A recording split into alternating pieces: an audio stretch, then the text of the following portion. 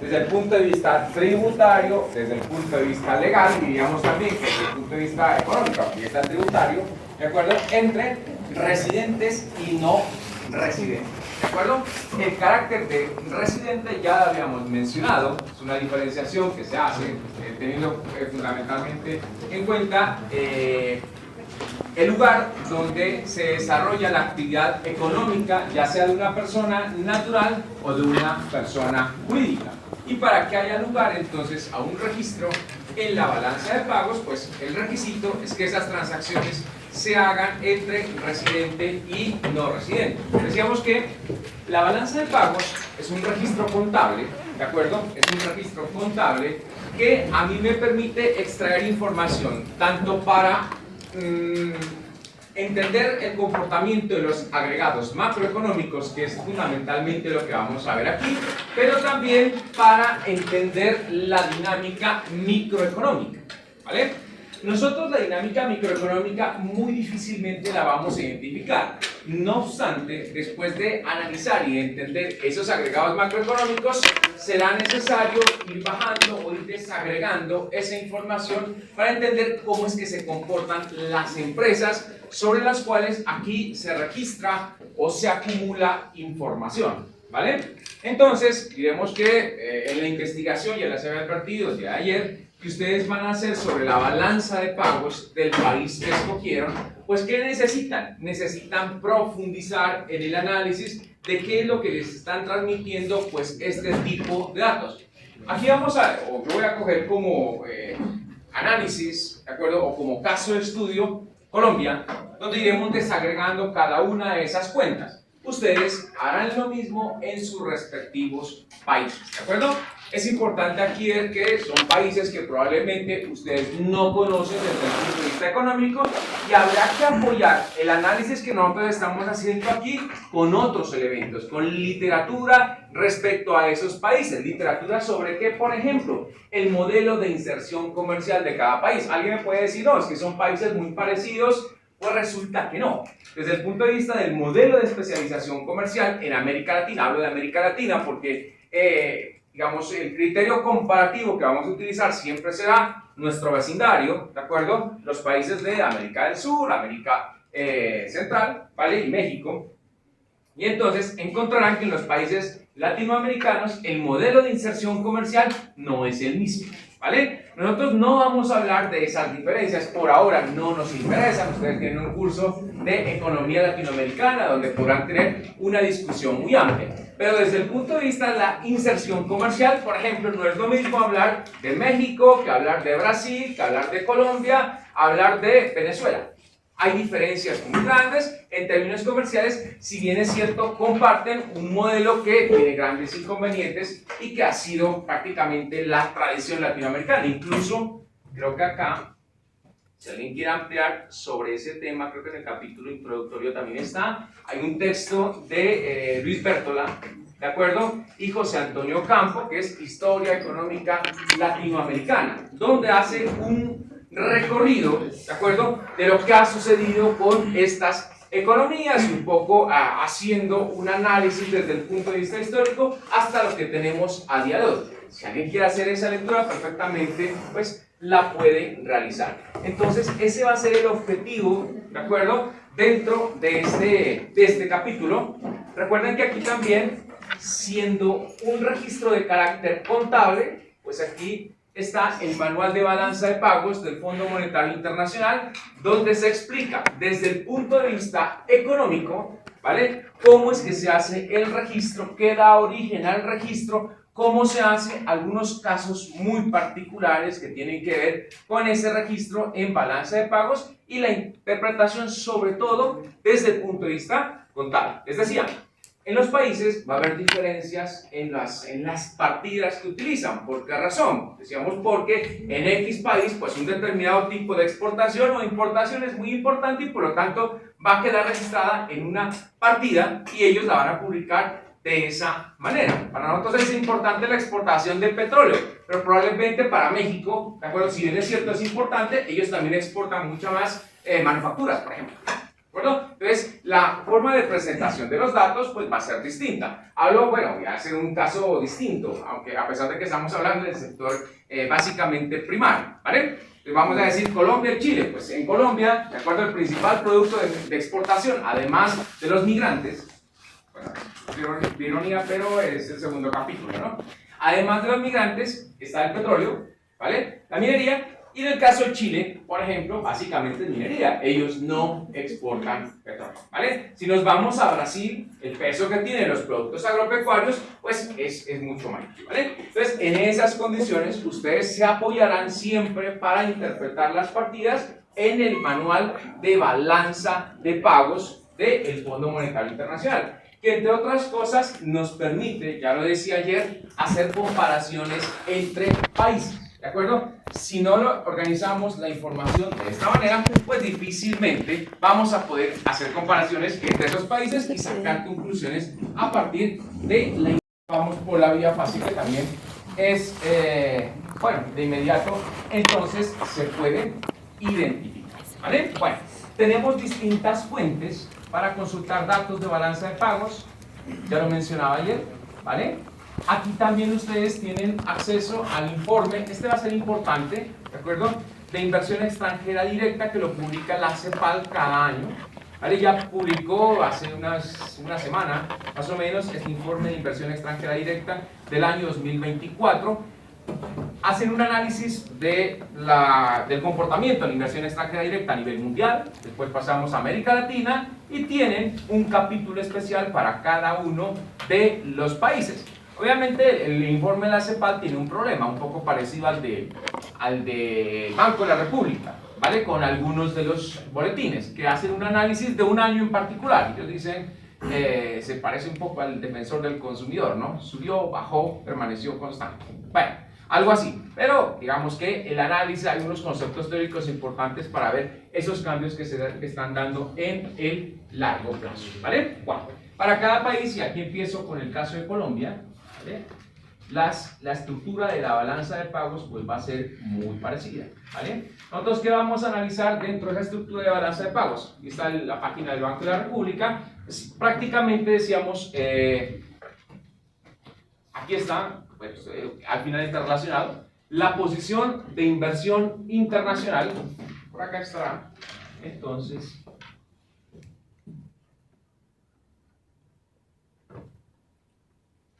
tasas de cambio, aquí está, ¿no? Balanza de pagos.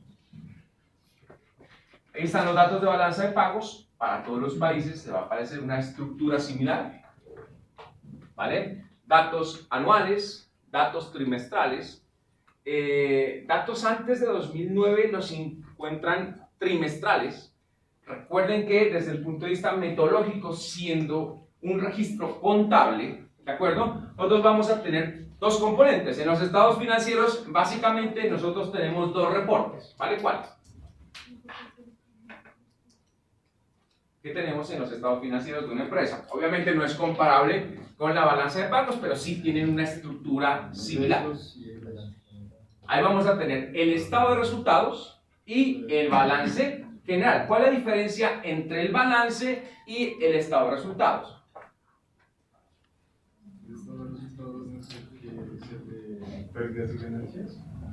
Sí, eso va a llevar a ese resultado. Obviamente, cuando hablamos de un país a nivel macro, pues no tiene pérdidas y ganancias como tal, pero tiene algunas medidas parecidas. ¿Y el balance qué? En el balance que computamos. Sí, entonces el estado de resultados que va a estar ingresos, costos y gastos. Obviamente aquí, dentro de un país, pues nosotros no tenemos el concepto de costos y gastos, pero sí vamos a tener ingresos y vamos a tener egresos, ¿vale? En el balance general, ¿qué tenemos? Tenemos activos, tenemos pasivos y tenemos el patrimonio, ¿vale? La balanza de pagos, en términos económicos, ¿qué es lo que nos muestra? O al final, con la posición de inversión internacional también, algo que siempre en la introducción a la economía hacemos referencia, y es, una cosa son los flujos y otra cosa es el stock, ¿de acuerdo? Los flujos, ¿dónde van a estar?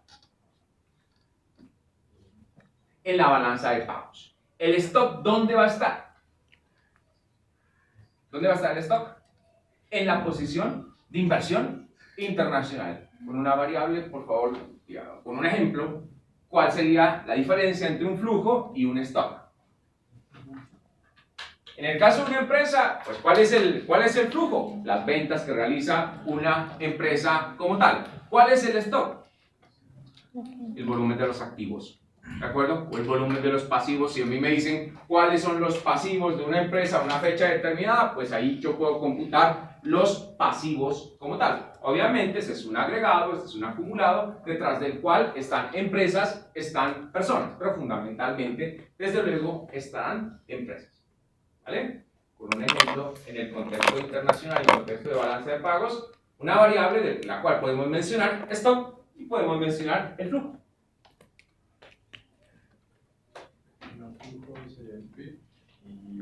Sí, de acuerdo.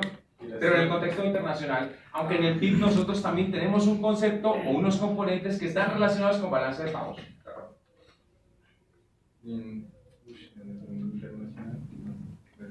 Sí, el concepto del flujo está bien. Y un stock, pues el stock de capital. Ya. O la oferta monetaria. Ya, de acuerdo, pero ya en balance de pagos. Sí, mira que ese mismo stock del cual hablas, pues nosotros podemos dividirlo entre aquel que es doméstico y otro componente de ese stock que no es propiedad ya de los residentes, sino que es propiedad ¿de quién? De los no residentes, ¿vale? De hecho, en el link que les pongo ahí de la UNCTAD nos permite consultar las dos cosas. ¿Qué nos permite consultar? Y ahí les doy un ejemplo y ustedes me ayudan con otro. En la inversión extranjera directa, que se hace periodo a periodo, llámese trimestres o llámese el conjunto del año, ahí tenemos un flujo. ¿Cuál es el stock? El stock es la inversión acumulada, ¿de acuerdo? La inversión acumulada pues, de las empresas como tal. Entonces, el stock, ¿de acuerdo? Es un valor en un momento determinado, mientras el flujo, ¿de acuerdo? Tiene en cuenta el periodo de tiempo en el cual se hace. Por ejemplo, en el contexto internacional, Angie. ¿De flujo? Sí, una variable flujo y una stock. El flujo podría ser las exportaciones. Ya, ¿de acuerdo? ¿Y el stock? Y el stock podría ser.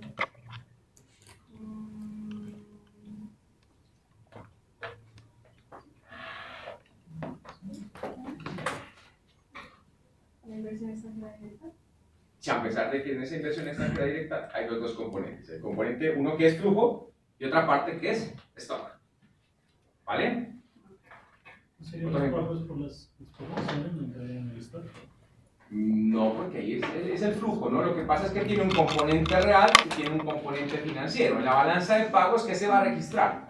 Se registra el componente financiero, a pesar de que hay un registro, ¿no? De todas maneras, en términos, saben, hacemos un cómputo también en volumen, a pesar de que a nosotros nos interesa mucho más, aunque digamos el componente de volumen es importante, nos interesa mucho más el componente monetario, ¿vale? Pero finalmente habrá movimiento de bienes también. ¿De acuerdo? Lo que pasa es que las dinámicas en ocasiones son distintas, digamos, no se mueven de la misma manera ni en los mismos tiempos. ¿De acuerdo? Un ejemplo de un flujo y un stock. Julio.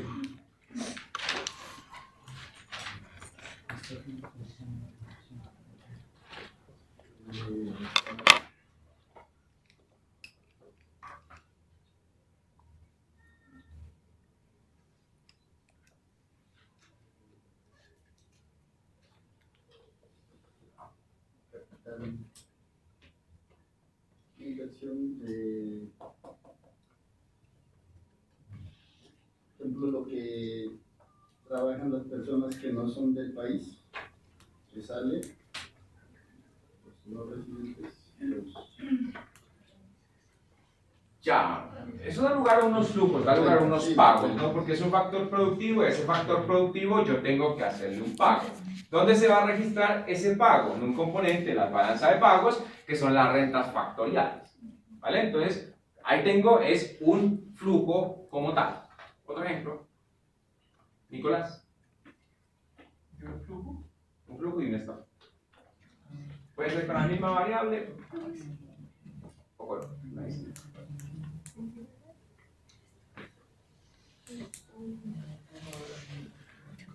O les doy la variable y ustedes me explican como flujo y como stock. La deuda.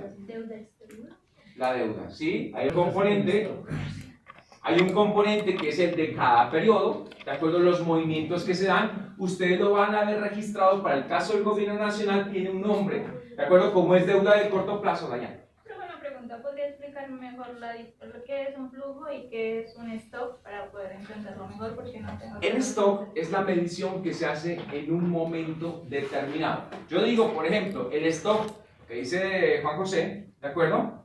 El stock es esa inversión que tenemos hoy o ese acervo computado a día de hoy, ¿vale? ¿Y cuál es el flujo? Flujo es el que se da entre dos momentos. Por ejemplo, yo el PIB, ¿de qué momento o cómo lo mido? En términos temporales.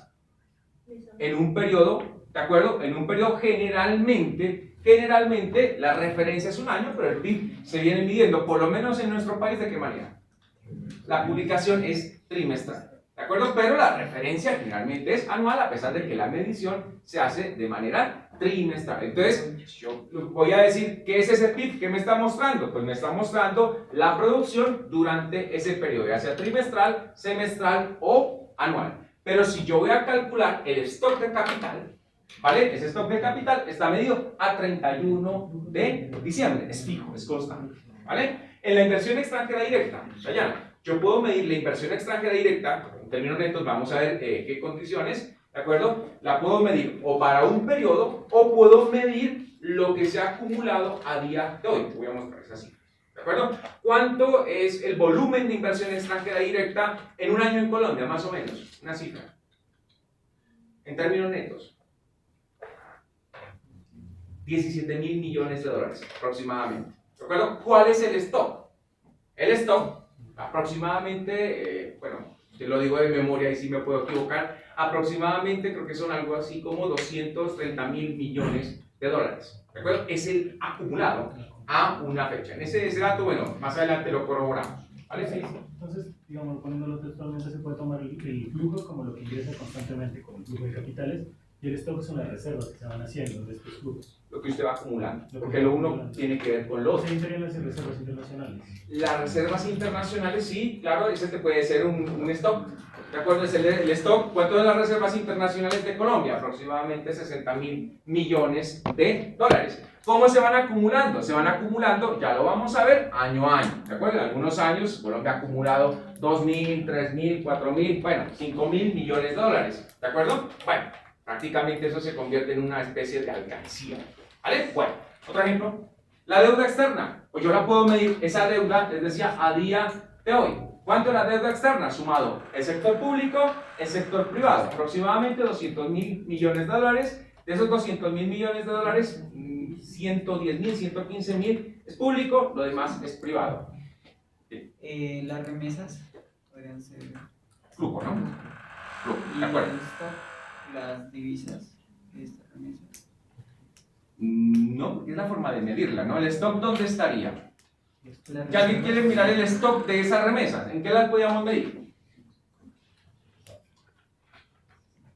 Como flujo está bien, pero como stock, ¿Consumo? el consumo no es un stock, ¿no? ¿En qué las podríamos medir? Pues sí las podríamos medir desde el lado del ahorro, ¿no? ¿De acuerdo? Del ahorro. O los depósitos que en un momento dado tienen las familias, tienen las personas. En un momento dado, ahí están, pues, esas remesas como tal, ¿vale? ¿Por qué hago alusión a ese tema? Porque miren ustedes que el Banco de la República también lo va a publicar de esa manera.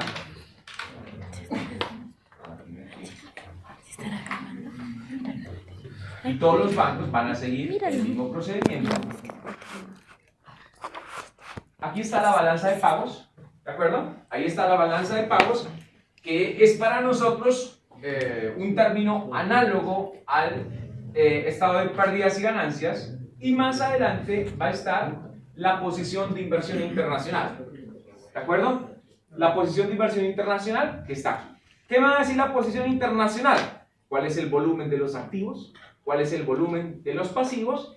Y después, si esa posición de inversión es deudora o es acreedora, ¿vale? Ahí no vamos a tener el concepto del patrimonio como tal. Lo único que vamos a comparar es si los activos son superiores a los pasivos o sucede pues lo contrario. Para el caso colombiano, ¿qué suponen ustedes que va a pasar? ¿Qué resultado vamos a tener? ¿Activos superiores a pasivos o pasivos superiores a activos? De manera estructural, miren, pero a Estados Unidos le pasa igual, ¿de acuerdo? Bueno, en algunos de los componentes, no en todos, ¿de acuerdo? Nos pasa pues una cosa así. Bueno, con esa advertencia, entonces, para que ustedes vayan haciendo la consulta de sus países. Bueno, vamos a recordar algunos de los conceptos de la contabilidad nacional para inmediatamente hacer el traslado a la balanza de pagos como tal, ¿vale? Bueno, sobre el tema de la balanza de pagos, obviamente ha habido una discusión larga, amplia. Recuerden que lo que primero nació fue la contabilidad nacional y mucho más adelante se empezó a computar las transacciones internacionales. Entenderán que en las transacciones internacionales hay dificultades en el registro como tal. Así como hay dificultades en el registro a nivel nacional, en el contexto internacional, pues sucede lo mismo. ¿Por qué razón? ¿Cuáles son las dificultades a la hora de realizar los registros? ¿Cuáles serán esas dificultades? Y por eso nos va a aparecer un concepto en la balanza de pagos que son los errores y omisiones. Todo eso aquí, bueno, ya algo en... Aquí no hay contadores, ¿no? ¿De acuerdo? El contador, cuando no le cuadra el activo menos el pasivo, pues algo arregla, vamos a decir.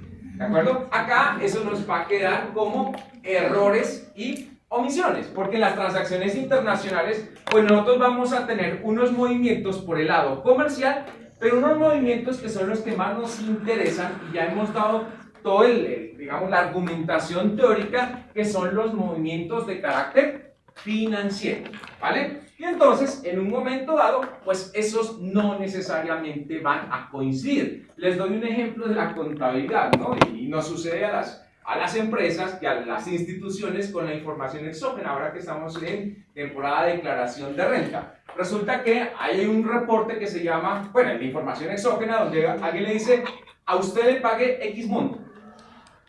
Una empresa tiene registrado ese monto dentro de su contabilidad y la otra empresa no lo tiene registrado, cuando eso debería, pues, comportarse de manera, bueno, de la misma manera, ¿vale? Pero hay uno que lo registra y hay otro que no lo registra por distintas razones. En el sector público, pues esas operaciones recíprocas al final tienen que solucionarse de alguna manera. Una entidad va a decir, ¿por qué no lo registra? ¿Por qué puede ser que no lo registre? ¿Qué puede pasar? Les doy un ejemplo sencillo que eso se puede trasladar más arriba, ¿no? ¿Por qué no pueden registrar ese movimiento? Yo a usted le consigné 1.000.000 de pesos. ¿Usted qué puede decir? ¿Sí? Uno, que sea algo intencional, que usted no lo quiera registrar, porque eso puede generarle pues, que haya pago de impuestos, una razón. Entonces, segunda razón, ¿por qué más? Dinero ilícito. Sí, puede pasar porque digamos que usted está superando el monto probablemente de aquellas actividades que está desarrollando y eso puede meterle en problemas, ¿vale? Entonces, usted no lo registra. ¿Por qué más? Porque no puede justificar el ingreso. Sí, algo similar, no va a poder justificar ese ingreso a qué corresponde, ¿vale? Muchas personas, bueno, tienen ese problema. ¿Por qué otra razón? Algo que habitualmente también no sucede. ¿Por qué otra razón? Todo lo que he mencionado es cierto, es correcto, pero ¿por qué otra razón usted no registra ese ingreso? También, Puede haber errores, sí. no podría ser que a veces no tenemos como esa cultura de declarar. Entonces, Ya el desorden. es más fácil omitir. De acuerdo, el desorden. Hoy, miren ustedes que la información exógena no sirve, ¿no? ¿De acuerdo? Porque usted dice, no, yo me estaba olvidando de registrar este ingreso y efectivamente, pues a mí sí me pagaron eso, ¿vale? ¿Por qué otra razón? Miren ustedes que nos pasa algo, ¿de acuerdo? Y es que en ocasiones no sabemos quién es que nos hace un pago. Y entonces, si yo no sé quién es que me está haciendo un pago, eso es un poco extraño para las personas, pero para las empresas probablemente es algo habitual. ¿De acuerdo? Nosotros en las transacciones internacionales, por ejemplo, bueno, incluso aquí, ¿no? Cuando usted hace de una consignación a alguien, ¿de acuerdo? En algunas ocasiones el banco sí le registra por lo menos la identificación y usted va al extracto bancario y usted sabe quién es que le pagó. Pero en otras ocasiones los bancos no registran esa información y entonces usted empieza a buscar quién es que le hizo ese pago. En las transacciones internacionales pues también sucede, ¿de acuerdo? ¿Por qué razón pasa? Pues porque no están integrados los sistemas y eso puede llevar a que haya dificultades en el registro como tal. Entonces el proceso no es fácil, el proceso no es sencillo, se puede incurrir en errores y en esa balanza de pagos habrá un componente relacionado con este tipo de aspectos. Algo que han mencionado ustedes también, todo el tema de dineros ilícitos, ¿de acuerdo? Que están en esa balanza de pagos. Incluso aquí hay un término, ¿no? Y les pongo el documento para que lo revisen, que se llama la coca-colonización. ¿De acuerdo? La coca-colonización, que son los recursos de, como quieran llamarlo, economía subsumida, subterránea, ilegal, lo que quieran, ¿de acuerdo? Son recursos, ¿de acuerdo?, que están ingresando por esa vía. Dentro de esos, pues, los distintos mecanismos que existen, sea remesas, sea inversión extranjera directa, ¿vale? Bueno, importante antes de entrar a revisar los componentes de la balanza de pagos, es que decía, una cosa es lo que nos muestran los flujos, y otra es la información que usted puede obtener una vez haga un análisis profundo de esos datos. Es posible que solamente con observar los datos tal y como están no sea suficiente, habría que adentrarse pues mucho más en el análisis específico de lo que ahí está sucediendo. Ese es el objetivo. Nosotros haremos un análisis relativamente amplio o general de esa información. No obstante, para entender pues cada uno de los casos habrá que hacer un estudio mucho mayor. Dos objetivos aquí entonces: incorporar las cuentas externas dentro de las identidades macroeconómicas fundamentales. Yo no voy a ampliar ese tema, ya en la macroeconomía ustedes ya hablaron de esos aspectos, solamente voy a profundizar en aquellos que a nosotros nos interesan.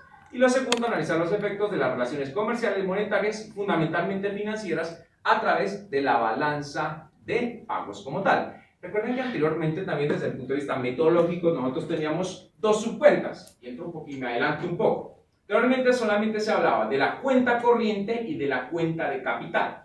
No obstante, hoy se ha hecho a un lado esa cuenta de capital y hablamos fundamentalmente, no la dejamos, no nos olvidamos totalmente de la cuenta de capital, pero hoy lo más importante, cuenta corriente y después la cuenta financiera, ¿vale? Y decíamos que si, a pesar de que desde el punto de vista contable hay una relación entre la cuenta corriente y la cuenta financiera, en ese primer capítulo decíamos, la cuenta financiera ya ha adoptado una dinámica muy particular. ¿Por qué razón? Por las transacciones que se hacen, los activos que se hacen a partir del año, ¿vale? Bueno, cuando incorporamos entonces las cuentas internacionales, ¿qué nos dice el Fondo Monetario Internacional? Pues aquí dice, simplemente lo que hacen es resumir las relaciones económicas entre los no residentes, ¿de acuerdo?, y los residentes de dicha economía. ¿Qué comprende esto? Esto lo hablamos, balanza de pagos, que a su vez va a tener tres subbalanzas,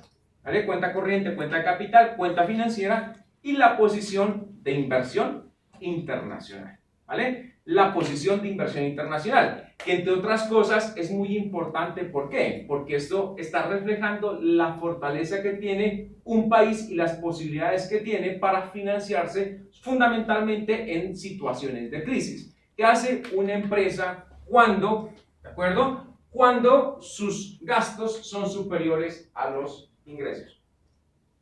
Está incurriendo en pérdidas. ¿Qué es lo que hace? Normalmente, si hablamos de un ciudadano, ¿bien?, lo que hace es endeudarse. ¿Qué más hace?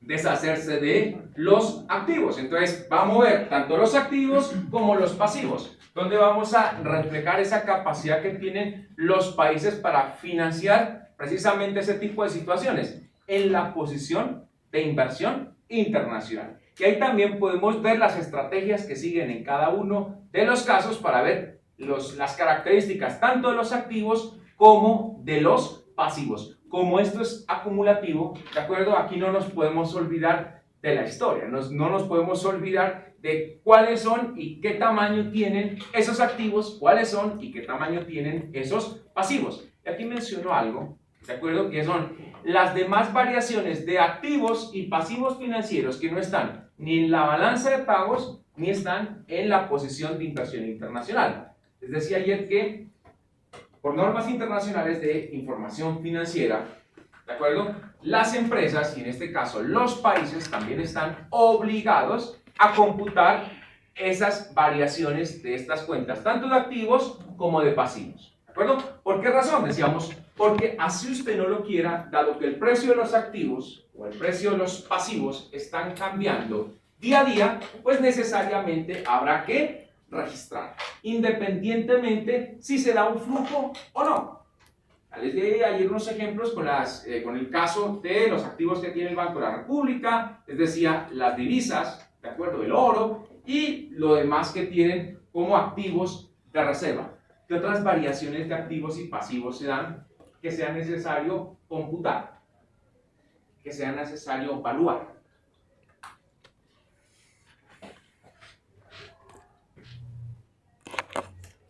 ¿Cambio del precio del dólar? Sí, eso ya lo mencionamos ayer. ¿Vale? ¿Qué otros, por ejemplo?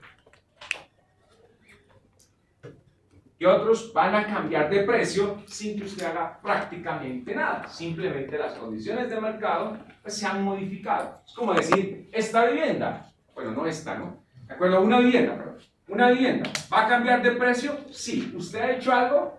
Pues no. La vivienda ha cambiado por distintas razones, que nosotros podríamos llamar exógenas. ¿Por qué? Porque usted no ha cambiado las características de la vivienda, ¿de acuerdo? No la ha modificado, no le ha hecho mejoras, pero el precio de la vivienda va a cambiar. ¿Por qué va a cambiar? Decíamos ahí cosas como externalidades, ¿vale? Los vecinos han mejorado sus viviendas, han construido unas casas más bonitas, bueno, el tema de externalidades.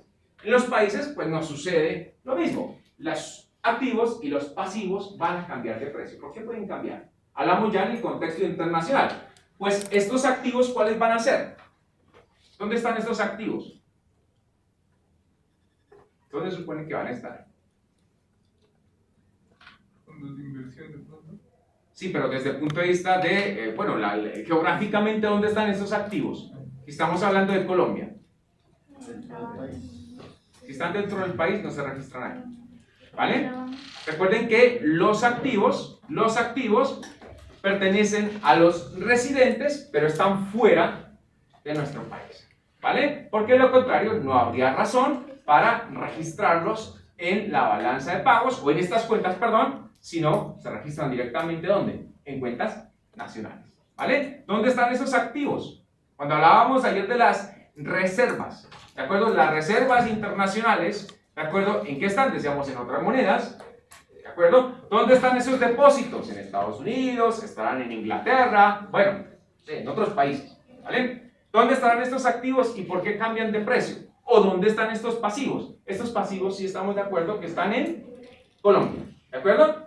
Estos pasivos están en Colombia, pero ¿a quién le pertenecen? ¿O quiénes son los propietarios?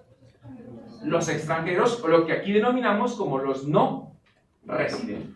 ¿De acuerdo? Los no residentes. Si esos no residentes en un momento dado pasan a ser residentes, pues ya no se computa en la balanza de pagos. ¿De acuerdo? Ahora, sigo con la pregunta. Un ejemplo de cómo pueden variar el precio de esos activos o el precio de esos pasivos. ¿Cómo pueden variar? ¿La tasa de cambio? Sí, la tasa de cambio, pero el activo en concreto, a diferencia de la, bueno, no la divisa como tal, sino otro activo, ¿cuál, Santiago? ¿Con la tasa de interés que se está manejando? Sí, de acuerdo. La medida que varíen las tasas de interés, pues genera un efecto en ese activo, pero ¿cuál, Santiago? Sí, es que la variación, tanto la de la tasa de cambio como la variación de la tasa de interés genera un efecto sobre ese activo. ¿Vale? Si yo tengo, por ejemplo, títulos de deuda del gobierno de los Estados Unidos, una vez la Reserva Federal modifique la tasa de interés o si la tasa de cambio se modifica, inmediatamente el precio de ese activo para mí ha cambiado. Lo mismo pasa con los títulos de deuda pública que tengan estadounidenses, de acuerdo en que los haya emitido el Ministerio de Hacienda. Pues para ellos, cada vez que el Ministerio de Hacienda el Banco de la República modifique las tasas de interés, bueno, eso va a generar un efecto sobre esos activos. Lo mismo con la tasa de cambio, ¿de acuerdo? Porque si esos títulos están expresados en pesos, pues eso ya tiene un efecto sobre ese tipo de activos. Bueno, más allá de ese ejemplo. Que haya un inversionista que tenga acciones que es la De acuerdo, las modificaciones entonces de la cotización de esas acciones. Pues inmediatamente cuando varían el precio de esas acciones, inmediatamente se modifica ¿qué? La riqueza, ya sea de los residentes o de los no residentes. ¿Vale? Oscar. Por ejemplo, en caso de una persona que tenga, digamos, acciones en otro país extranjero como Rusia y entre en conflicto, también afectaría indirectamente a la persona. Porque no tiene nada que ver con el conflicto, pero sí con sus intereses, las acciones que haya hecho. Por ejemplo, he invertido en el gas ruso. En Gazprom. Entonces, el conflicto le está afectando directamente, porque las acciones bajan. Sí, de acuerdo. Aquí no nos interesa cuál sea el motivo, ¿no? ¿De acuerdo? Puede ser ese el motivo, puede ser otro motivo. ¿De acuerdo? Ahora, será importante también tenerlo en cuenta. No obstante, lo que nos interesa es el efecto final. Y es que el precio se ha modificado. Y entonces, claro, las empresas tendrán que entregar esa información como tal. ¿Qué otro caso? Les doy un ejemplo muy sencillo, la inversión extranjera directa. ¿De acuerdo? El stock, como tal. Pues una vez se modifica la tasa de cambio, esta también se modifica tanto la que tienen los no residentes en nuestro país como la que tienen los residentes fuera de Colombia. ¿Vale? Entonces, aquí también va a haber una variación de los activos y va a haber una variación de los pasivos que tiene que ver con efectos distintos a los que nosotros manejamos aquí dentro de la balanza de pagos común. ¿Vale? Bueno. Simplemente hago alusión a las identidades básicas dentro de la contabilidad nacional. Decíamos entonces, usted cuando va a analizar, ¿de acuerdo?, la producción de un país, pues usted la puede analizar desde dos lados, desde dos vertientes, ¿de acuerdo? Incluso podríamos hablar de tres. Recuerdan ya la macro, cómo se podía computar, cómo se puede hacer ese análisis, cómo usted mide la producción de un país. Vamos a ver. de la producción, del gasto y de Sí, de acuerdo, ahí están los dos básicos. ¿Qué más? Falta uno que nos interesa en la balanza de pagos. Vale, este está al lado del producto, ¿no? Nos falta uno que para nosotros es muy importante. Está prácticamente escrito. Las rentas que obtienen los factores productivos, ¿de acuerdo? Las rentas que obtienen los factores productivos. Entonces, para nosotros, ¿por qué es importante las rentas de los? Bueno, en principio, desde el lado de la producción, una parte de esa producción se va a hacer ¿con qué? Con recursos que pertenecen a residentes, eso se registra, ¿de acuerdo?, en balanza de pagos, perdón, en cuentas nacionales, pero aquí tenemos en cuenta una información que se va a trasladar también a balanza de pagos y es que parte de este producto se va a generar a partir de factores aportados ¿por quién? Por no residentes. Esos factores pueden ser humanos, que es un porcentaje muy bajo, ¿de acuerdo? Pero también va a ser capital que aportan los no residentes y después de que aportan ese capital, eso va a dar lugar ¿a qué? Cada vez que aportan capital, lo van a aportar de distintas maneras, ¿de acuerdo? Ya sea a través de capital llamado capital de riesgo o ya sea a través de instrumentos de deuda. Todo eso va a dar origen ¿a qué? Al pago de estas rentas factoriales. Estas rentas factoriales, ¿dónde se van a registrar? Se van a registrar en la cuenta corriente. ¿Por qué son importantes las rentas factoriales? ¿Por qué son importantes estas rentas factoriales? Y aquí también está, vamos a ver la dinámica del gasto y la dinámica del ahorro. Son importantes tanto en lo positivo como también en lo negativo. Víctor.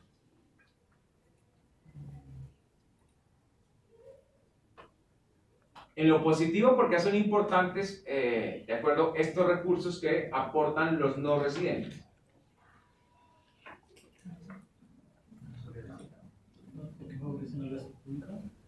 El gasto público, naturalmente aquí una parte del gasto público se puede financiar con recursos internos, pero también se puede financiar por distintas vías, fundamentalmente por el endeudamiento a partir de recursos que aportan o prestan los no residentes. ¿Cuál es el problema? Eso es el lado positivo. El sector externo también, vamos a ver, puede financiar a los hogares, puede financiar a las empresas. Ese es el lado positivo, decíamos, y esto puede posibilitar que un mayor crecimiento, que se hagan mayores inversiones. ¿Cuál es el lado, entre comillas, negativo? No todos lo pueden visualizar de esa manera. Algunos que dirán es negativo, otros que no tanto, ¿no?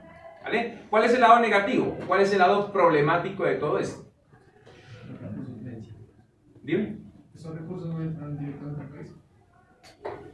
No entran directamente. Bueno, si nos vamos allá, digamos, a la minucia de los movimientos, podría ser. Pero ¿qué otra cosa tiene? ¿Qué implicaciones tiene el hecho de que los recursos con los cuales se producen estos bienes y servicios no solamente pertenecen a no residentes? A residentes. ¿Qué implicaciones tiene, Santiago?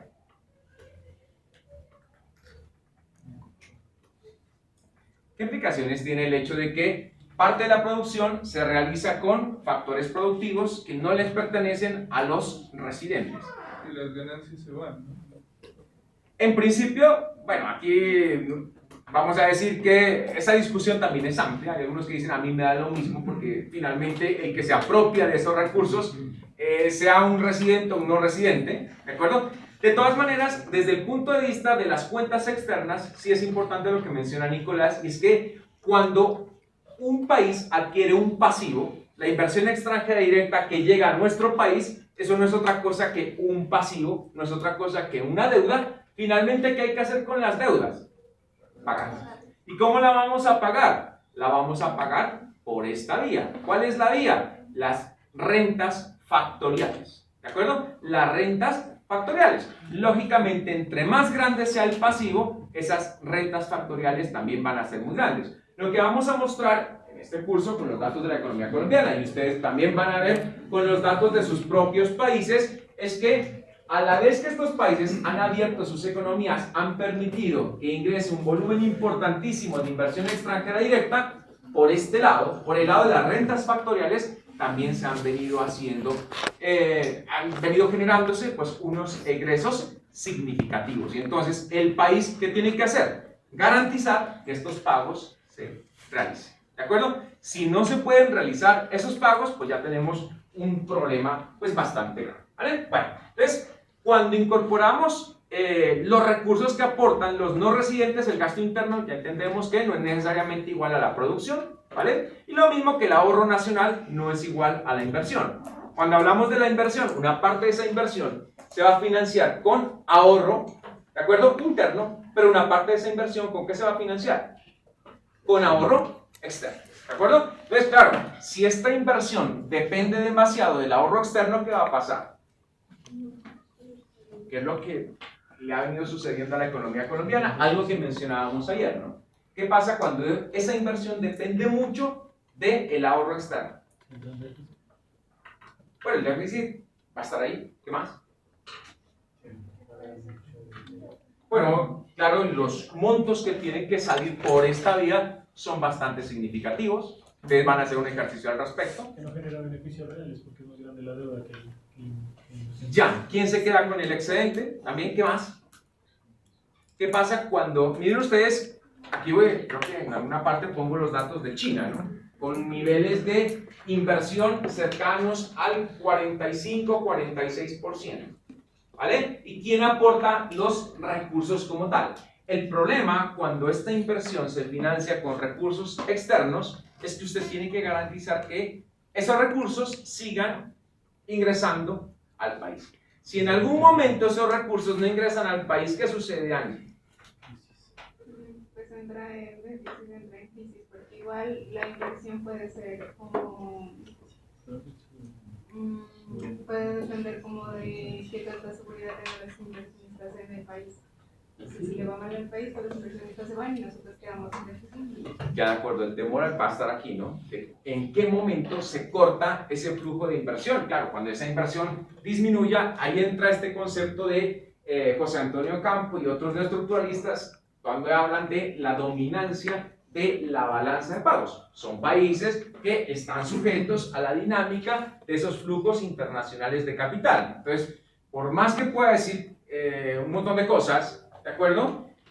Esto no lo puedo negar. La inversión se sigue financiando, pues, por esa, ¿vale? Bueno, contabilidad entonces nacional ya en una economía abierta. Ya hemos mencionado aquí esta diferencia que existe entre el ahorro nacional y la inversión, y eso va a dar lugar, esto ya lo mencionaba Oscar, a unos desequilibrios comerciales que pueden ser positivos o pueden ser negativos. Para nuestros países como la inversión, ¿de acuerdo? La inversión es mayor al ahorro nacional. ¿Eso qué implica? Que en las épocas de crecimiento, ¿de acuerdo? Estos países, decíamos, van a acumular una deuda.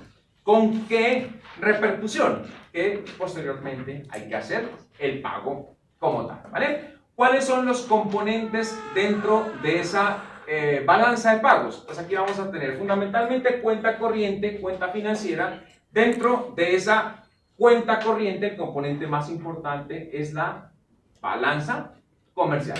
No obstante, eso es cierto, no sé si eso lo advirtieron allá en la macroeconomía, ¿de acuerdo? Cuando nosotros decimos exportaciones menos importaciones, y a esto le denominamos saldo de la cuenta corriente. ¿Eso es cierto?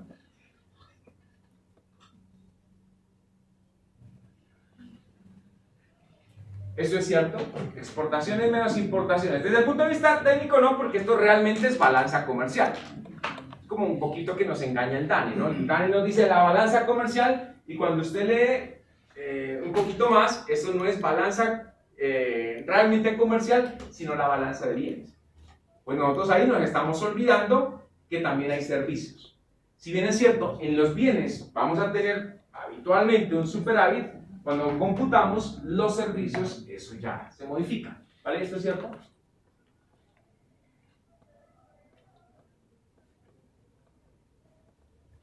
¿Eso es cierto o no? Medimos la demanda agregada es igual al consumo, más gasto, ¿de acuerdo?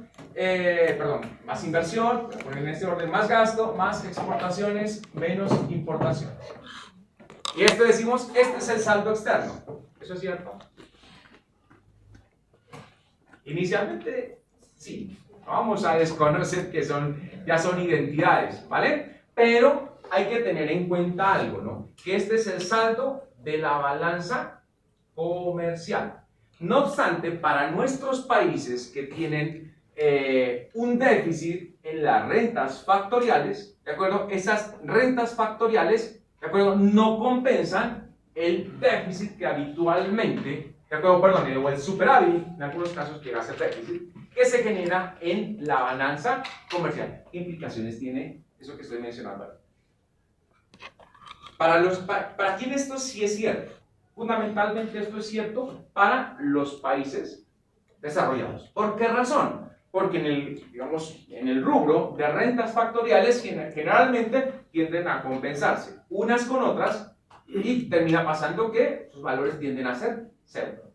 ¿Vale? ¿Qué implicaciones tiene que el peso de las rentas factoriales sea tan alto, en esta igualdad que pongo ahí? O en esa diferencia. ¿Qué implicaciones tiene eso?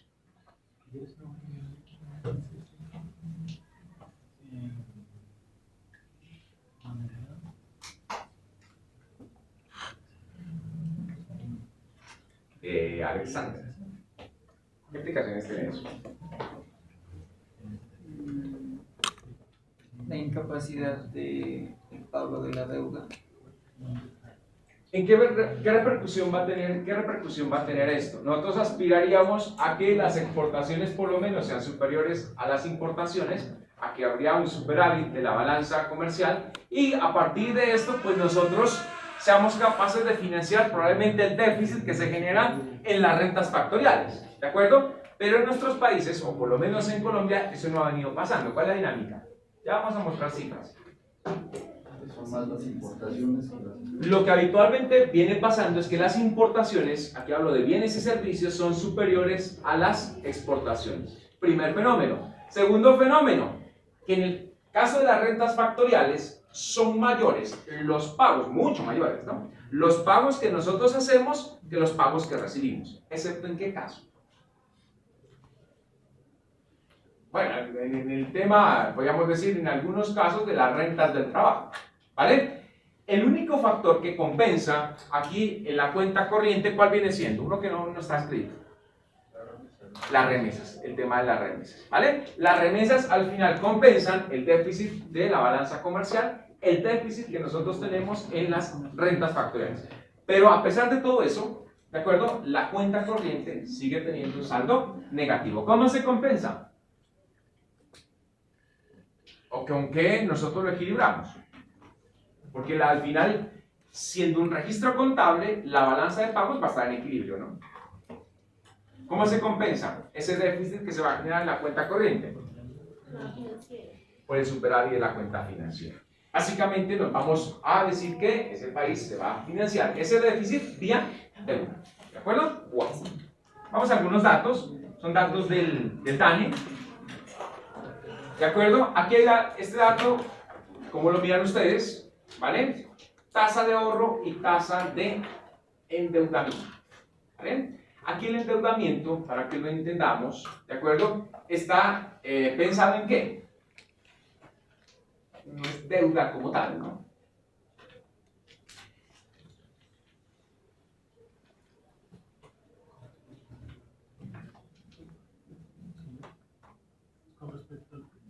Ese endeudamiento es que... Sí, de acuerdo con respecto al PIB, pero cuando están hablando de endeudamiento, ese título no lo puse yo, el DANE, lo está bien. Si entendemos las cuentas nacionales, sabemos a qué hace referencia pues esa deuda.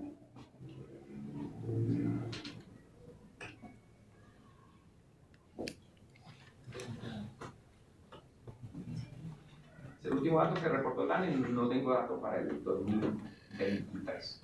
Lo pueden obtener ustedes de las cuentas nacionales. Bien, pero en perspectiva, pues ese dato nos sirve más. ¿Qué está pasando en la economía colombiana?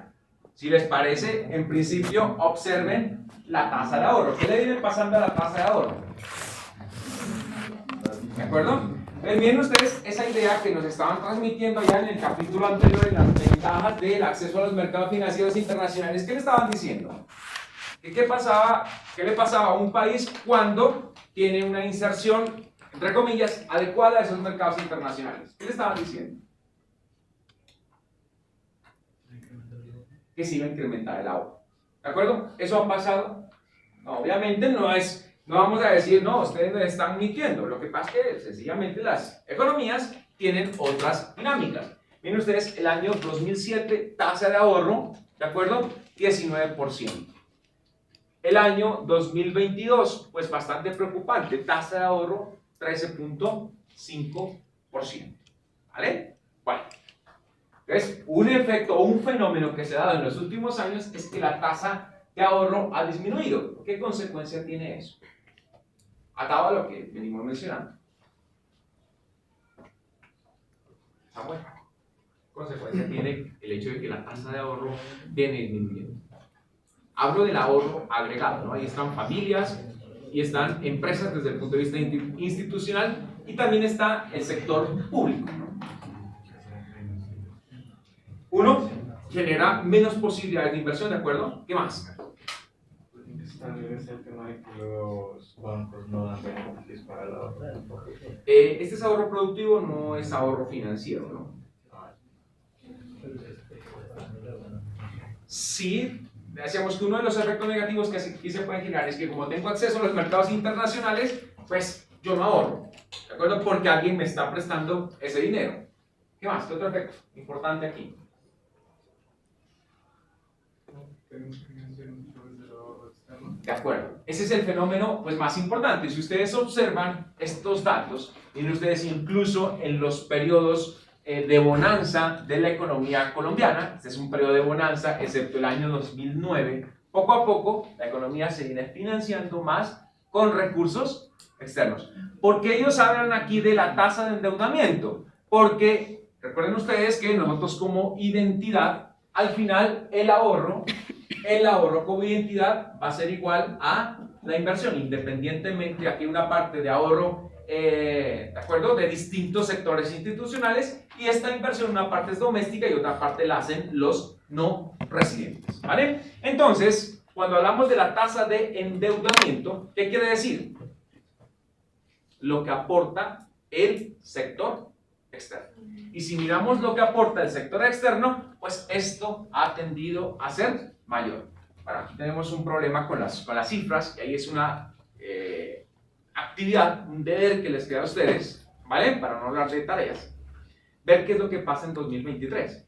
Porque en Colombia, en 2023, más allá de lo que sucedió, miren ustedes, en 2020 hay una caída importantísima de la inversión en el mercado colombiano, lo cual también pues, es el reflejo de algunos de los aspectos que venimos mencionando, ¿vale? Entonces, ahí no solamente se está reflejando el ahorro, sino la forma como se financia la inversión, ¿de Pero fenómenos importantes, la tasa de ahorro, a diferencia de lo que nos dice la teoría, no ha aumentado. La tasa de ahorro ha disminuido. Y un fenómeno adicional es que esa inversión se viene financiando cada vez más con recursos externos. Y aquí hemos dicho que si usted se financia al debe, en un momento tendrá que pagar.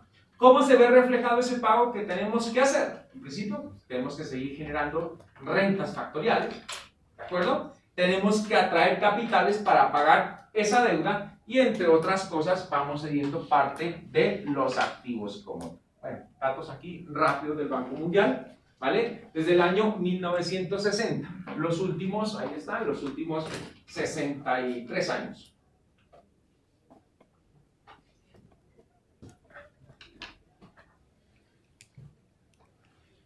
Si quieren ver qué tan importante es ese dato, pues China invierte algo así como el 46% del PIB.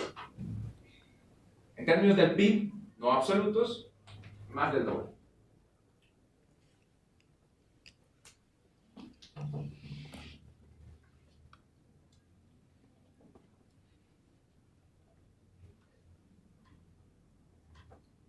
Que observan en esos datos.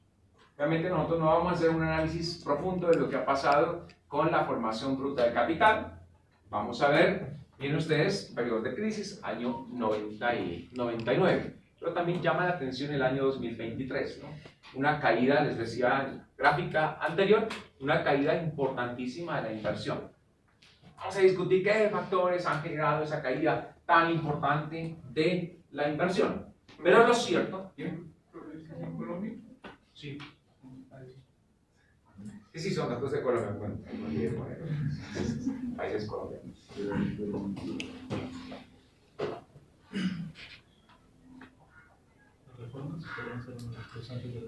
Bueno, ¿qué causas pueden estar detrás de esto? Decíamos que nosotros no las vamos a revisar acá. Lo único importante es que, miren ustedes, si separamos las medidas de apertura, ¿de acuerdo?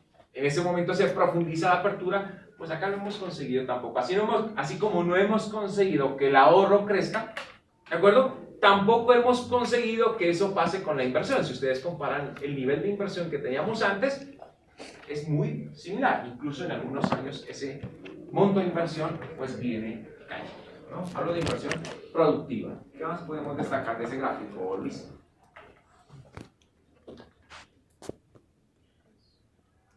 ¿Puede obedecer a la caída en la productividad? Puede ser un reflejo de esa caída en la productividad y al final, digamos, en la rentabilidad que genera la inversión. Nosotros no tenemos, vamos a hacer una medida de rentabilidad de la inversión, ¿de acuerdo? Digamos, de la formación bruta de capital como tal, pero sí de la inversión extranjera directa, ¿no? Esa medida sí existe y sí se publica. Entonces, bueno, digamos, medida como tal, claro, por una vía, podríamos decir, alterna, que es la formación bruta de capital, ¿vale? Bueno. Entonces, ahí está ese dato de la inversión tampoco se ha incrementado. Parte de esa inversión, miren ustedes, algunos años, y ahí nuevamente el tema de la dominancia de la balanza de pagos, que habla Ocampo, ¿vale? Estos años fueron de crecimiento de la economía colombiana, crecimiento de la formación bruta de capital, pero crecimiento basado en el acceso a los mercados financieros internacionales. Una vez se termina el boom de los precios de las materias primas, la inversión cada vez en términos porcentuales ha sido menor. ¿Vale? Bueno. Para sus países pueden recaudar datos del Banco Mundial. Aquí voy a poner datos del ahorro bruto en porcentaje del PIB para 4 países, disponible también en la página del Banco Mundial desde 1968. Como línea, bueno, punteada, Colombia. ¿Qué ha pasado?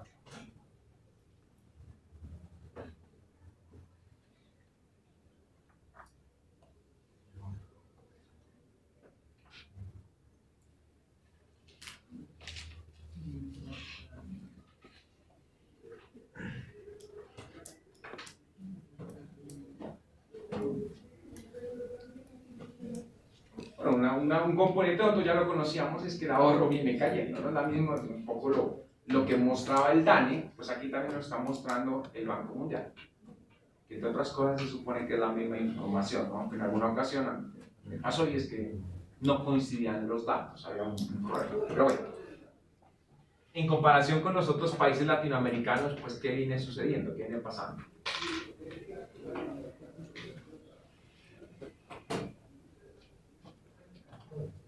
Chile. En el caso de Chile, aunque Chile, bueno, el nivel de afectación durante la crisis de la deuda fue mucho mayor al inicio, aunque al final terminó creciendo de una manera acelerada, ¿de acuerdo? Inmediatamente pues se recupera aquí, pero tampoco, si ustedes observan de aquí en adelante, si bien es cierto, hay unos periodos en los cuales crece, y ustedes en los últimos años. ¿Qué ha venido pasando? ¿Vale? ¿Qué más?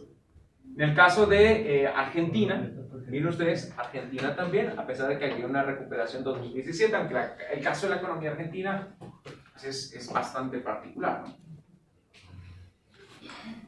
El caso de Brasil también es raro porque se supone que El caso de Brasil, ven, aquí hay unos periodos de recuperación, ¿no? Pero sí tenemos periodos también de una caída importante del ahorro como tal. Es decir, el fenómeno no solamente se ha dado en Colombia, sino también en otros países, lo cual cuestiona algunas de esas ideas que nos habían vendido en el marco de la liberalización comercial y financiera y todas las ideas detrás del consenso de Washington. Bueno, vuelvo a las identidades entonces.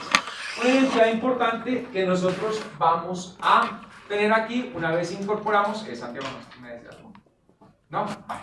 Una identidad importante que nosotros, o una mención que habíamos realizado, es aquella que tiene que ver con la demanda interna. Decíamos que los países no solamente van a consumir aquello que producen internamente, sino que van a consumir pues, bienes importados, y eso agrega un elemento pues, importante a la hora de entender los agregados como tal, ¿vale? Entonces, este componente también, ¿cómo se conoce? Se conoce como la capacidad de absorción, ¿de acuerdo? ¿Qué fenómeno se está dando en teoría? Y es lo que un poco nos trasladan los neoestructuralistas. Ellos nos dicen el principal problema para estos países está aquí, en la forma como crece la demanda interna. ¿Y por qué esto es un problema? Básicamente porque hay demasiados desequilibrios tanto en las épocas de crisis como en las épocas en las cuales nosotros o estas economías terminan creciendo. En las épocas de crisis hay ajustes recesivos, en las épocas de crecimiento nosotros crecemos básicamente al doble, ¿vale? ¿Cuál es el problema? Dicen ellos, los llamados ajustes recesivos. ¿Cómo cuáles? Disminución del gasto. ¿En Colombia estamos mirando eso? Sí, de acuerdo, ya miramos los datos del presupuesto general de la nación, efectivamente hay reducción del gasto. ¿Qué más? ¿Qué otras medidas? Menos inversión. Inversión pública y también menos inversión privada. ¿Sí? Sí, de acuerdo, ¿qué más? Son una parte de los ajustes recesivos. Tasas de interés, lo decía Kaminsky, ¿no? Que ellos los denominan medidas de carácter procíclico. ¿De acuerdo? Se supone que cuando la economía está en una fase de desaceleración, realmente aquí entran los trade-offs, ¿no? Que siempre los estudiamos, ¿no? Las economías cuando están en fase de desaceleración, ¿qué tendría que hacerse? Pues tendría que aplicarse medidas para reactivar las economías. ¿Qué se requiere? que haya más inversión pública, de acuerdo, que las tasas de interés sean más bajas. No ha pasado lo primero, no ha pasado lo segundo, obviamente tenemos un problema ahí, la inflación. ¿De acuerdo? ¿Qué más no ha pasado? Se supone que estos países en las épocas de bonanza deberían ahorrar, ¿de acuerdo? En el caso del sector público debería ahorrar para invertir en el momento en que haya crisis. ¿Qué pasa? En nuestros países pues no sucede eso, ¿no? En las épocas donde hay bonanza gastamos más, ¿de acuerdo? Y en las épocas donde hay crisis el hueco fiscal tiende a ser más grande. Incluso aplicamos medidas que terminan siendo contradictorias, ¿como cuál? Una que nos vienen advirtiendo ya hace algunos días. Reforma tributaria. Reforma tributaria en una época en la que usted requiere ¿qué? Requiere reactivación de la economía común. ¿Vale? Bueno, entonces, aquí hablamos de una economía cerrada, pero con sector público. Importante entonces saber que una parte de este ahorro es ahorro, ¿de acuerdo? Privado, y otra parte es ahorro público. Aquí, hasta aquí, solamente de residentes, y esto estaría dentro de la balanza de pagos. Si aquí relaciono, ¿qué es esto? G menos T.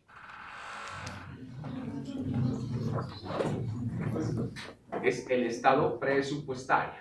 ¿De acuerdo? ¿De acuerdo? Estado presupuestario. Si los gastos son superiores a los ingresos, pues nosotros tenemos déficit.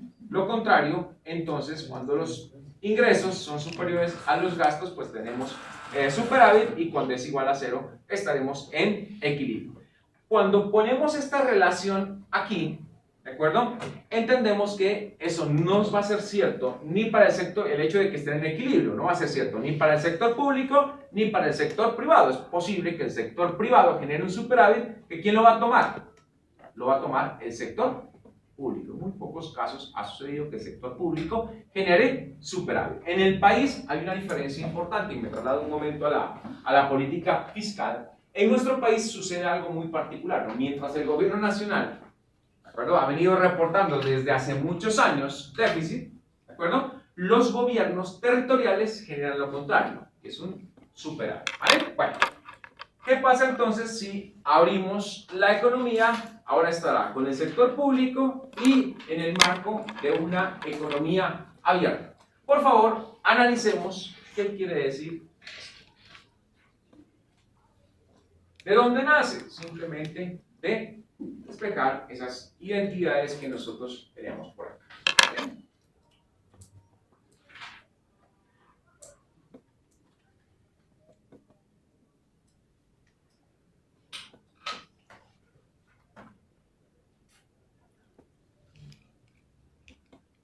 Y alguien dirá, pues no, hace falta también incorporar el tema de los subsidios, las transferencias. Sí, simplemente hablamos de el estado presupuestario del sector público. Ahí está el sector externo, con la advertencia que hacíamos respecto al saldo de la balanza comercial. ¿De acuerdo? Realmente decíamos deberíamos incorporar ese saldo de la cuenta corriente por las características propias de las economías en desarrollo.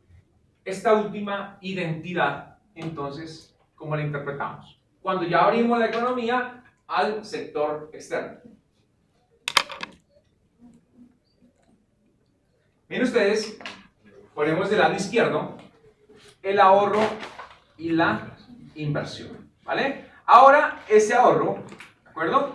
Esa inversión la pueden financiar tanto los residentes como los no residentes, ¿de acuerdo? Esa inversión se puede financiar, este sería el ahorro doméstico, pero también podemos acceder a recursos de ahorro externo. El sector público ahora se puede financiar con el ahorro doméstico, pero también se podría financiar con el ahorro externo, ¿cierto? Entonces, hoy yo puedo emitir títulos de deuda pública. ¿De acuerdo? Esos títulos de deuda pública, ¿quién los puede comprar? Los pueden comprar los residentes, ¿de acuerdo? Dentro de ellos los bancos, los fondos de pensiones, pero también los pueden comprar los no residentes. Eso es muy buen negocio. ¿De acuerdo? Muy buen negocio, pues prestarle dinero al gobierno como tal. Entre otras cosas, pues es parte de lo que sucede con el sector financiero, ¿no? Se financia a tasas muy bajas, ¿de acuerdo? Con la banca central y después presta dinero al gobierno con un margen de intermediación relativamente alto. Bueno, parte de lo que sucede en el sector financiero. ¿De acuerdo entonces? ¿Vale? El sector, entonces, la inversión se puede financiar con ahorro interno, ¿de acuerdo? O se puede financiar con ahorro externo. Igual, el sector externo se puede financiar ¿con qué? Se puede financiar con sus propios recursos, no nos interesa por ahora lo que pase por allá, pero también se puede financiar con ahorro que generan los residentes. Nosotros podemos ir a comprar acciones de empresas de otro país, nosotros podemos ir a comprar títulos de deuda, ¿de acuerdo? Del gobierno que emiten los gobiernos de otros países, ¿de acuerdo? Y eso también lo puede hacer el Estado.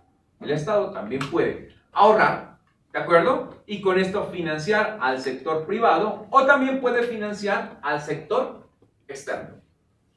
En teoría, ¿no? ¿De acuerdo? En teoría, porque digo, los resultados nos dicen que el Estado pues viene mostrando un déficit, lo que quiere decir que va a salir en un momento a competir. ¿A competir con quién? Porque hablo de que el Estado en un momento va a competir. ¿Y con quién?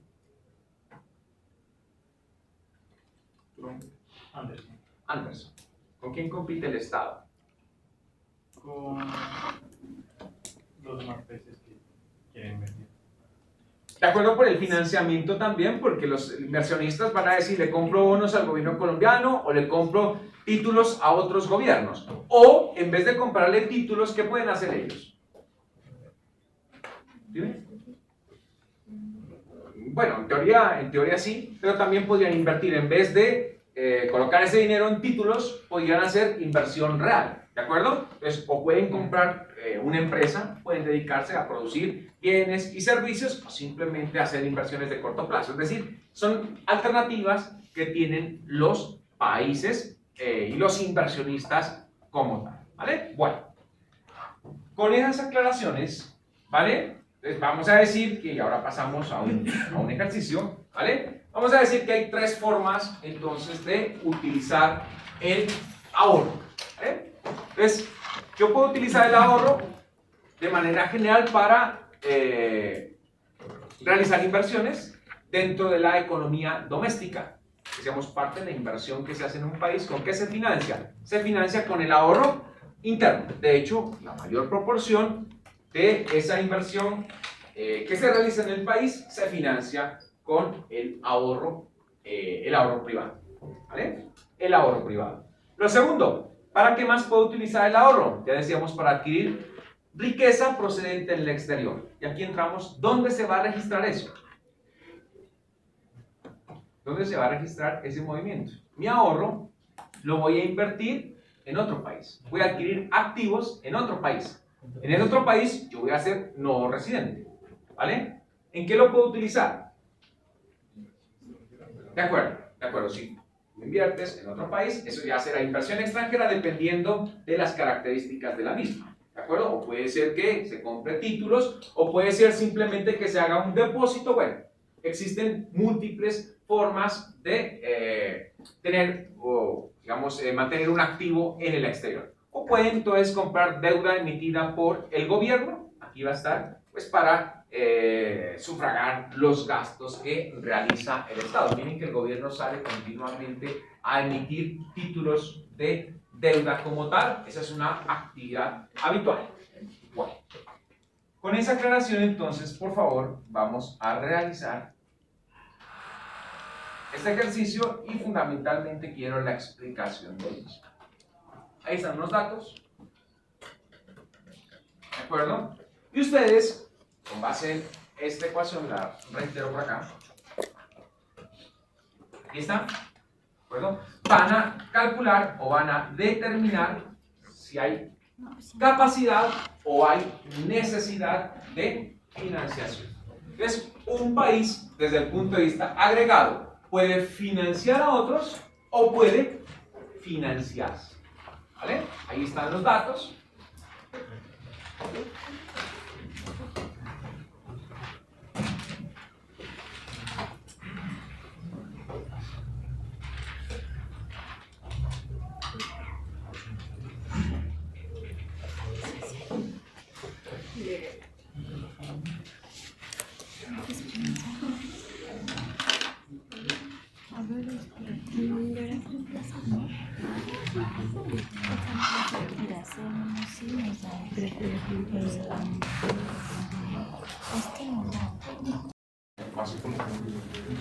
¿Las pueden cambiar? Sí, pueden modificarlas si a alguien le parece adecuado. Obviamente no solamente cambiar esas, sino las otras.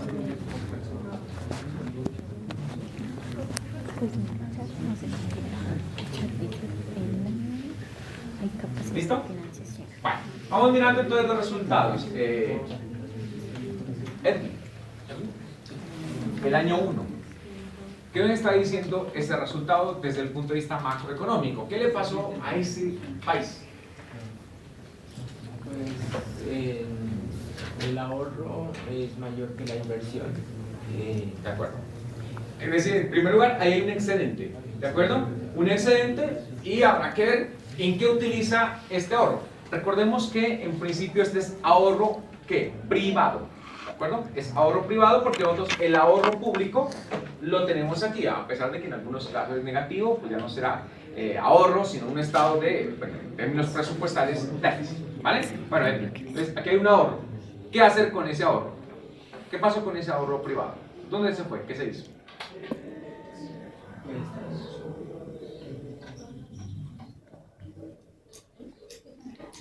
Parte se fue al gasto porque hay un déficit. De acuerdo. Los ingresos fueron Este menores sector que privado, ¿qué terminó haciendo con ese excedente? ¿A quién se lo prestó? Se lo prestó al gobierno. ¿Y bajo qué mecanismo? Decíamos, ¿cómo le prestamos al gobierno? Básicamente adquiriendo títulos de deuda pública. ¿De acuerdo? No existe otro mecanismo aquí. Entonces, miren ustedes que una parte de ese ahorro que generó el sector privado, ¿dónde se fue? Se fue al sector público. ¿Y el resto dónde se fue? Ahorro externo. ¿Por qué? Aquí tenemos este resultado. ¿De acuerdo? Ese resultado positivo de un país tendrá que verse reflejado ¿en qué? Tendrá que verse reflejado en inversiones que se hacen en distintos países. ¿Qué tipo de inversiones? Por ahora no nos interesa. Bien puede ser inversión extranjera directa, bien puede ser inversión de portafolio o simplemente la adquisición de activos como tal. ¿Vale? Miren ustedes entonces, ahorro privado, se fue una parte al sector público y una parte al sector externo. Problema en cierta medida, claro, miren ustedes, el sector público está demandando parte de estos recursos que se pudieron haber invertido, se están yendo de ese país, cosa que también le puede estar pasando a un país determinado que no tenga posibilidades de inversión. Tienen que sacar esos recursos, con lo cual pues va a afectar la capacidad de crecimiento como tal. Segundo caso. Segundo año. Realmente alguien me puede decir, en un país no puede pasar esto de una manera tan abrupta. Pues en ese caso sí, en ese caso. Ya habrá un ejercicio de un caso en particular, pues y los movimientos no van a ser de esa manera. ¿Vale? Segundo caso, segundo año. Anderson. Hay una disminución en el ahorro. ¿Pero qué ha pasado? No comparemos el año 1 con el año 2, sino que lo hacemos de manera individual. ¿De acuerdo? Interpretamos año a año. Las personas no están ahorrando. Sí están ahorrando, Pero ¿de acuerdo? una gran medida. Pero no es suficiente para financiar la inversión. ¿De acuerdo? La inversión es superior al ahorro. ¿Por qué razón? Por muchas razones. ¿De acuerdo? Entonces, ¿qué pasa? ¿Cómo lo financian? Pues es destinado. ¿Cómo financian esa inversión? Ha incrementado los No sabemos qué ha pasado ahí, ¿no? El hecho es que el Estado ha gastado menos de lo que le ingresa.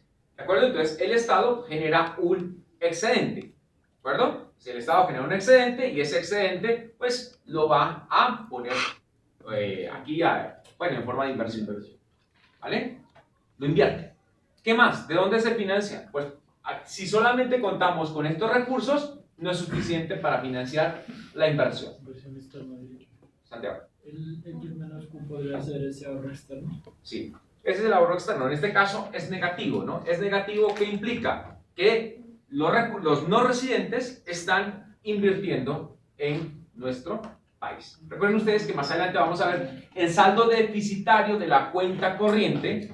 ¿De acuerdo? Quiere decir que esos recursos, por la vía de la cuenta financiera, están ingresando acá y se van a la inversión. ¿Vale? Bueno, tercer año. Tercer caso. ¿Qué está pasando? ¿No? Vale, ¿qué está pasando? Tercer año.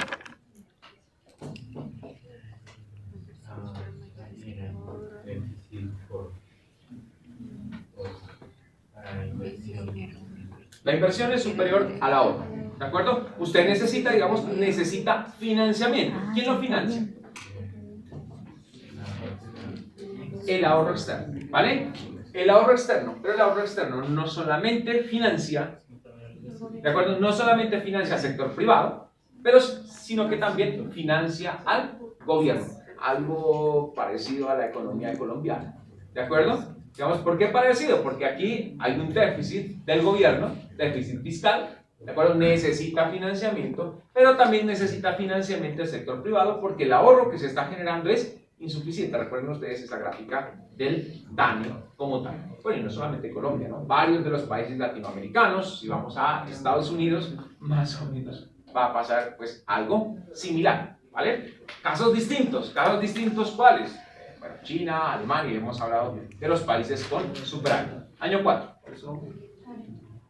¿Qué pasa? Bueno, ahí pues mira que en el sector privado las personas empezaron a ahorrar, entonces es mayor el ahorro que la inversión, y en el gasto público hay un déficit, ¿no? Entonces, en el sector público no hay déficit, ¿no? Ahí hay superávit, ¿no? Ya sé, superávit. Y en el ahorro externo,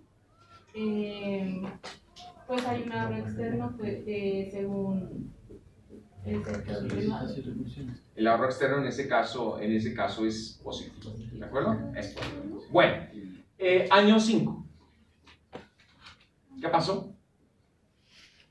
El año 5. El año 5, pues un caso muy similar al que teníamos en el año 2, ¿de acuerdo? El ahorro inferior a la inversión, ¿vale? Y ese ahorro inferior a la inversión, pues ¿cómo lo financiamos? Lo financiamos una parte con ahorro externo y otra parte con ahorro público. Bueno, ustedes ya tienen información de sus respectivos países, ¿vale? Y tomamos unos datos simplemente con carácter pedagógico, pero ustedes van a revisar tranquilas, ¿vale? Para el país que escogieron, pues ustedes van a consultar los resultados de la brecha ahorro-inversión, ¿vale? ¿Dónde están esos datos? Esos datos los pueden encontrar de manera separada, ¿de acuerdo? Ustedes pueden buscar el dato de ahorro, pueden buscar el dato de inversión y pueden buscar el dato del estado presupuestario. Pero lo normal es encontrar esos datos conjuntos, ¿dónde? En las cuentas nacionales, ¿de acuerdo? Ahí van a estar los datos. Si no tienen el dato en términos porcentuales, pues buscan el PIB, ¿de acuerdo? Y con eso hacen las transformaciones respectivas, ¿de acuerdo? Bueno. Y la próxima clase pues, comentarán cuáles son esos datos que encontraron sobre el país respectivo, ¿vale? Bueno, ¿alguna duda o pregunta sobre esa actividad? ¿No? Bueno.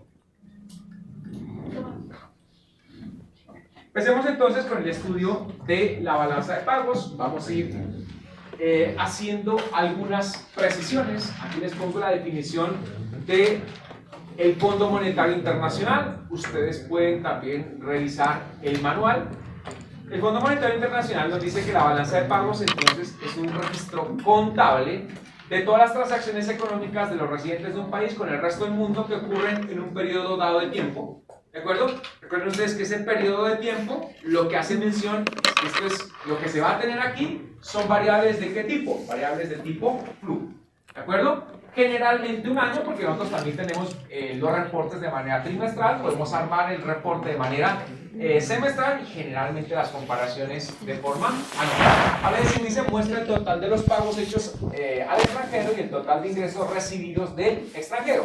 Finalmente son ingresos y egresos, ¿de acuerdo? En términos contables, los ingresos, ¿cómo se registran? Si nos vamos allá también al estado de resultados. Tendremos movimientos crédito, movimientos débito. Si hablamos de los ingresos, ¿cuándo aumentan los ingresos allá en la contabilidad? En el crédito. ¿De acuerdo? Aumentan en el crédito. Y los egresos, ¿dónde aumentan? ¿Vale? Entonces, en ese orden, nosotros vamos a mirar aquí cuáles son ingresos y cuáles son los pagos. Pues vamos a ver cada uno de los componentes que aquí se registran. Vamos a ver que en la balanza de pagos tenemos el movimiento real, aunque no es tan cierto, digamos, no es tan cierto porque también ahí tenemos unos elementos financieros importantes. Bienes y servicios, aquí se nos olvida algo importante para nuestros países, cosa que no pasaba hace algunos años, ¿no? Particularmente el tema de las remesas, ¿cuándo pasó a ser importante en términos temporales?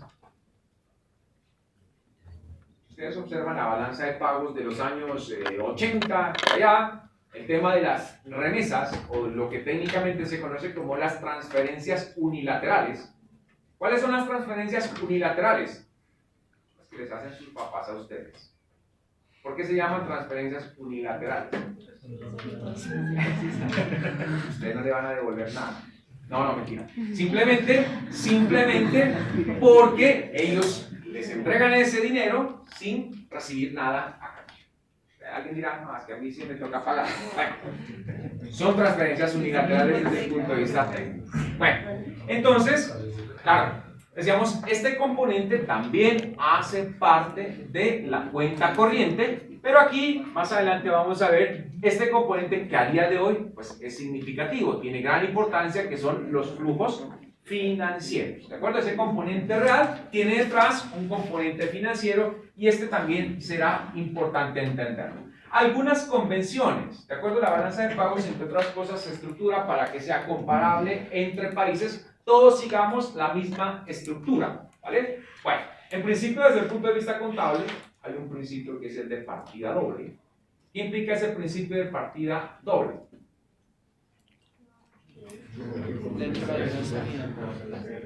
De acuerdo, los movimientos débito siempre serán iguales a los movimientos crédito y cada vez que usted realiza una transacción siempre habrá un movimiento débito y habrá un movimiento crédito. ¿De acuerdo? En todas las transacciones que se realiza, obviamente en un asiento contable, ustedes ya tuvieron análisis financiero y tienen otra materia, ¿no? Bueno, dos contabilidad, la 1 y la 2.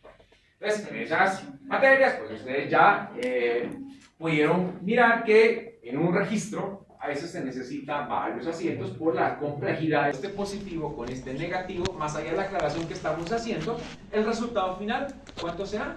0. Desde el punto de vista contable, naturalmente, los débitos serán iguales a los créditos, ¿vale? Entonces, hay una interpretación ahí contable, ¿de acuerdo? Alguien me dice en algún momento, me ponía una pregunta en un examen y decía, ¿por qué sí? Porque debe estar en equilibrio si no está mal. ¿Vale? La contabilidad pues nos lleva a ese resultado, pero lo que nos interesa es la interpretación económica. Si un país tiene un superávit aquí, ¿qué tendrá que pasar en la cuenta financiera?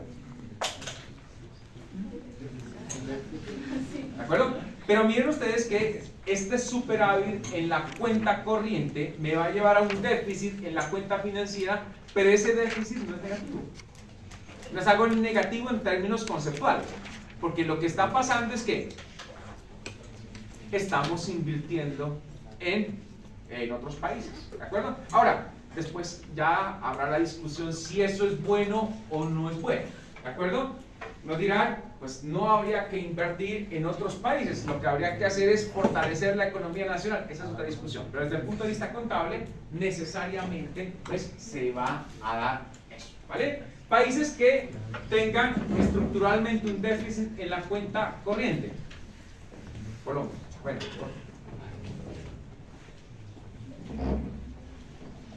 Estados Unidos, ¿vale? ¿Qué otros? Cuenta corriente superavitaria.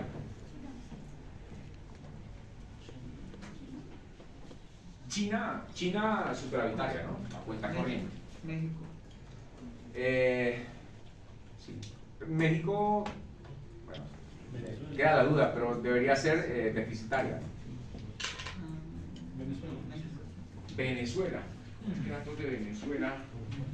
Una investigación de Venezuela por ahí en el año 2012. Ya era muy complicado obtener información. Después de esos años, prácticamente imposible, ¿no? Ellos no publican información. Entonces, saber qué pasa en Venezuela es complicado. ¿Vale? Bueno, entonces, al final, decíamos, el resultado pues, de esa balanza de pagos pues, va a ser igual a 0. ¿Vale? Bueno. Algunas aclaraciones conceptuales, ustedes las pueden ampliar en el manual de balanza de pagos. No estoy haciendo una cosa distinta al resumen de eso que está contemplado allá, ¿vale? Importante tener en cuenta algunos conceptos para ver que una cosa es lo que nosotros pensamos que está sucediendo con las transacciones y otra cosa es lo que sucede en la realidad, ¿vale? En principio, este concepto de residencia que ya hemos mencionado, ¿vale? Para considerar una transacción como internacional, pues debe hacerse entre un residente y un no residente. Para el Fondo Monetario Internacional, una entidad es residente cuando tiene un centro de interés económico en el territorio del país, ¿vale? Y ha permanecido en el país, bueno, está flexibilizado, ¿de acuerdo? Desde el punto de vista fiscal, son 6 meses, ¿de acuerdo? Y aquí cuando ha permanecido 1 año o más. Bueno, momento del registro de las operaciones. Ustedes saben a qué hace referencia el principio de la causación y por qué es importante. O este principio del derecho.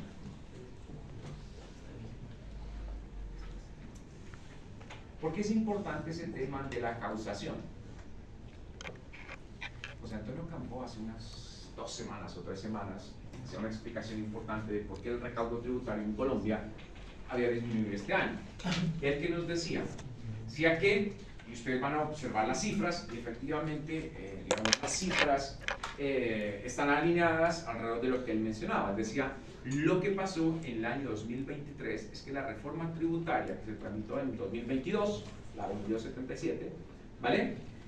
Permitió que haya unas personas naturales y unas empresas, ¿de acuerdo?, anticipen impuestos.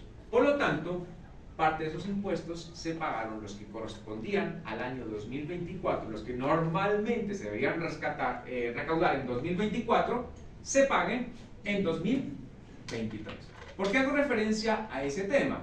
Porque los impuestos, así como las transacciones, se van causando, ¿de acuerdo?, en el momento en que se genera el hecho económico, ¿de acuerdo? Entonces, cuando vamos a la contabilidad, una cosa es el momento en que se paga y otra cosa muy distinta, otro momento muy distinto es el que se genera la obligación. Más allá de la balanza de pagos, que me da un ejemplo de eso. ¿Y por qué es importante? Lógicamente, aquí siempre va a estar el principio de causación.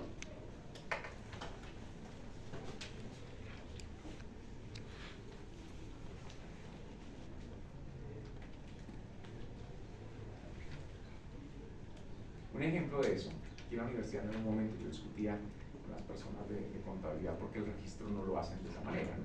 Decía, cuando usted contrata a esta persona, ¿de acuerdo?, va a pagar, no sé, $1.000.000 mensual, pero usted ya tiene, si bien es cierto, no tiene una obligación porque hay que esperar que esa persona cumpla con las obligaciones contractuales, si existe un compromiso.